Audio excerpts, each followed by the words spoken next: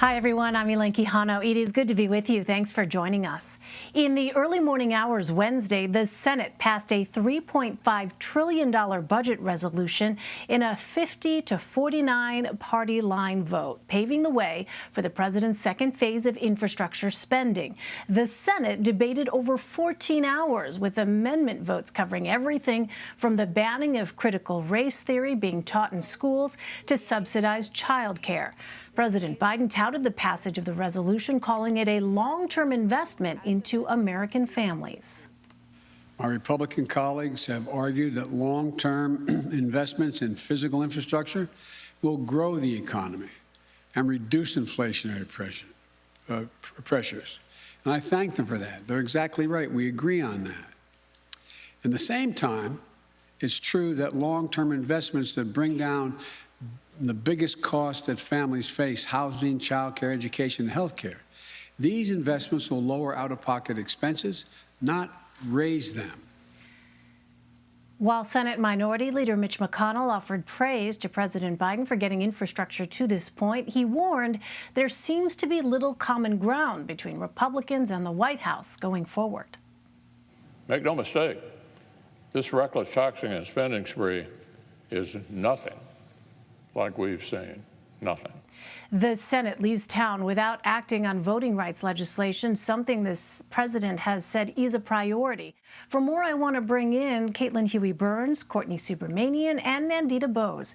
Caitlin is CBSN's Washington reporter, and Courtney is a White House correspondent for USA Today, and Nandita is White House correspondent for Reuters. Welcome to you all. Caitlin, let me start with you. Senators plunged into a vote-a-rama over the budget resolution with more than 40 roll calls by 4 this morning. Explain exactly what that is and why it went on for so long. Yeah, Elaine, this is one of those kind of wacky Senate traditions. In order to pass a budget resolution, Republicans who are in the minority have the ability to put forward a series of amendments.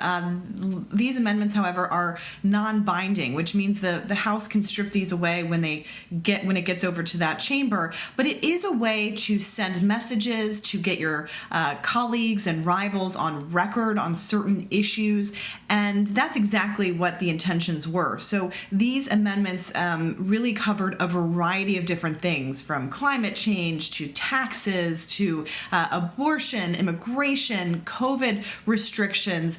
There was even an amendment to try to defund the police, to try to get Democrats on record there. All of the Democrats joined with Republicans, however, to say that they don't support defunding the police. And so this is really a way for the minority to try to get the majority on record on some controversial issues. So you can bet that you will see these in campaign ads heading into the midterm elections, and that's really what it's all about. The reason that it takes so long is because there are, lots of different amendments going on. These lawmakers worked late into the night, into the early morning to get this passed. It also, however, faces a difficult challenge in the House moving forward, and that's going to be kind of the tricky battle here. And Chuck Schumer was alluding to that earlier in his press conference. The Democrats have a narrow majority in the House, and we know they just have a 50-50 majority in the Senate. They're going to be able to pass this budget resolution with just majority support. It doesn't face a filibuster, but they need to keep the Democratic coalition intact. You already see, however, Republicans messaging on the broader parameters of this bill, the idea that it's $3.5 trillion and that it focuses on Democratic priorities. You're going to hear them say and try to argue that passing something like this when the country is facing inflation, and that's a key issue, and you alluded to that, Biden addressing it at the top, that's going to be part of their messaging as well. And Courtney, Senate Minority Leader Mitch McConnell has explicitly stated his goal of stopping the Biden administration's agenda, but he gave the president a win by voting in favor of the bipartisan measure. Do you think this could be part of a bigger strategy to position his party against the second part of the Biden administration's infrastructure plans? Absolutely. As you said, he has made clear that he wants to focus on stopping the Biden agenda. But he also wants to show that, the Senate and more broadly that Congress can function in a highly partisan environment, especially when we've seen some pressure build within the Democratic Party to support abolishing the filibuster, and a bill to improve roads, bridges, water pipes, broadband network is an area where Democrats and Republicans can demonstrate that the Senate can work and it isn't broken. I also think that, Republicans have concluded that they don't want to go into a midterm election where the president and Democrats can say that Republicans killed an infrastructure bill, which is a bill we know that is broadly popular with Americans, according to recent polling. So I think it's good for both sides to engage in some bipartisan deal making. But I don't think there's any illusions that they're going to show the same willingness on Democrats' $3.5 trillion spending package. And McConnell has already made that clear, that we'll see some of this resistance in the months to come. He said they would offer no help on raising the debt limit if Democrats pursue more spending. He called the $3.5 trillion package, as you showed, a reckless tax and spending spree. And he even poured cold water on advancing federal voter legislation. So I think he's been clear that infrastructure is the exception here and that we should expect a return to more of the same partisanship that we've seen define Congress this year. Nandita, Caitlin mentioned inflation a moment ago. The White House is citing new numbers showing inflation moderating last month, yet consumer prices are still rising. How is the Biden administration addressing that? Right. So the consumer prices did show a little drop month over month, but in terms of sort of year over year, prices are still at a 13-month high. Right from housing prices to energy prices to new car prices, we're still seeing all those counters sort of go up. And the administration is clearly concerned about inflationary pressures hurting the overall kind of economic recovery. Today, we did see the administration and the White House reach out to members of OPEC, asking them to boost oil output and to essentially to tackle rising gasoline prices at home. Obviously, the president does not want to go the route of Jimmy Carter, have inflation and an energy crisis on his hands at the same time. So they're trying to get OPEC members to shore up capacity so that gasoline prices at home can be contained. And I will point out that gas prices at the pump are at about $3.18 a gallon, according to the latest data available. And that's $1 more than where it was last year. But any uptick in that counter does not go well at the ballot box. And so the administration is trying to do everything it can to really tackle inflationary pressures that are coming into the economy. Yeah, and Nandita, on that point, I mean, how much of a political liability could these rising consumer prices become?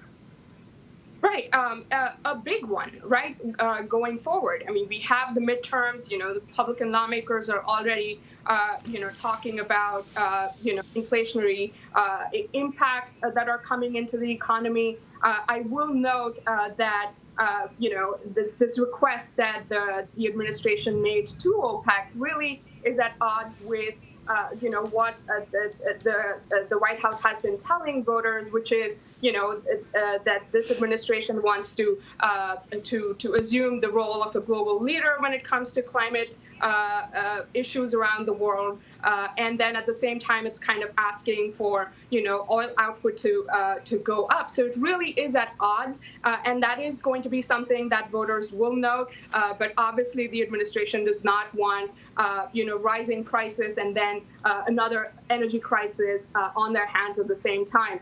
So we did also see, the National Security Advisor, for example, criticize Saudi Arabia, which is sort of a really, unusual step given this is still, so early into this recovery from the pandemic, and they're kind of criticizing these countries to boost output. So they're clearly really concerned.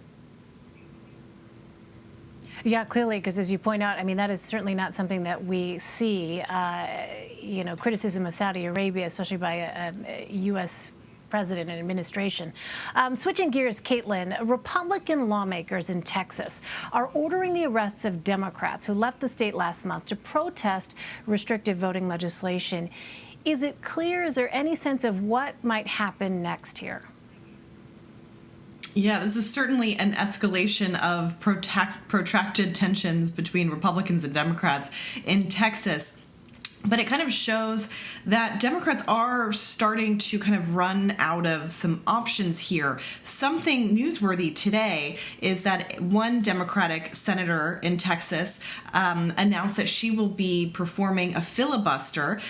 She also spoke to CBSN earlier today, acknowledging that this is just a tool in the toolbox, that it can only, delay a little bit. It can't really do much to really stop this bill from going through. But she tweeted out a photo of sneakers and said she is prepared to have a filibuster on this legislation. Viewers might remember when Wendy Davis did this several years ago, kind of came to national prominence by filibustering an abortion bill on the floor of in Texas.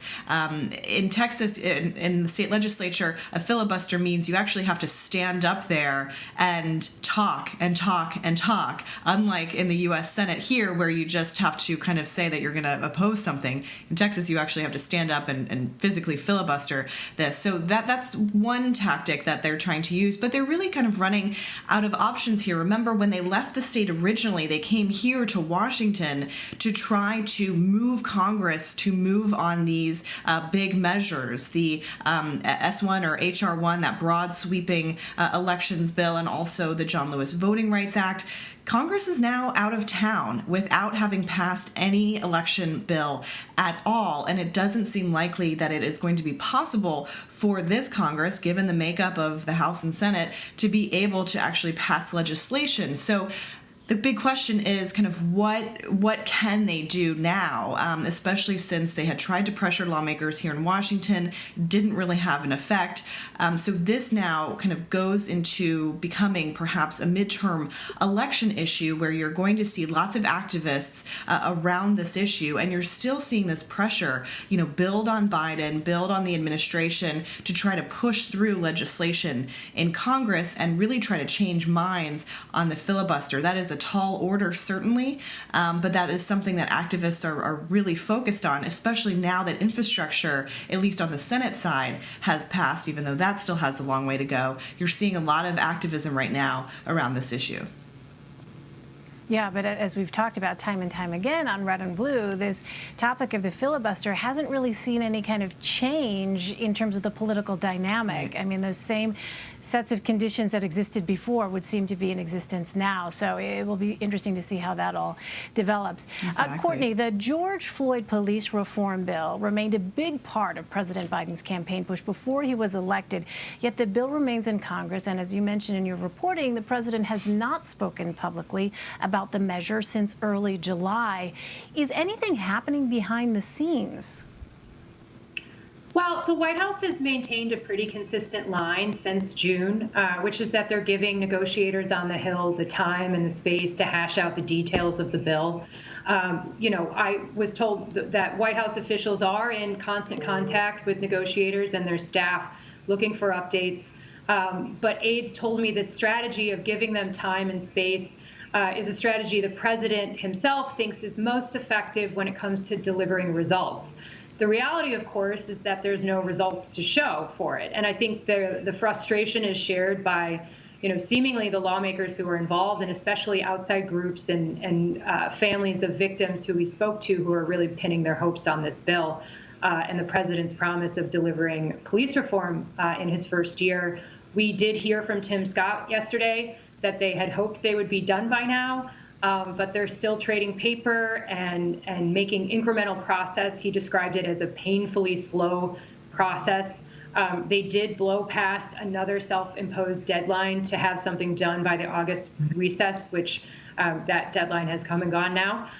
But I think it's also notable to point out that the landscape on police reform has shifted with a rise in violent crime this summer in some cities across the country. You know, it's not the same environment it was last summer when we saw nationwide protests over George Floyd's death and a national dialogue on what policing should look like. And the White House recognizes that, and they recognize that a crime problem is a political problem for them. So we've seen them, you know, really step up efforts on their anti-crime prevention in a way that they haven't showed attention to police reform in several months. And, you know, activists are taking note. We spoke to Breonna Taylor's mother, who said she has yet to receive a phone call from the White House or the president, and she's waiting for the president to act after he invoked her daughter's name on the campaign trail several times.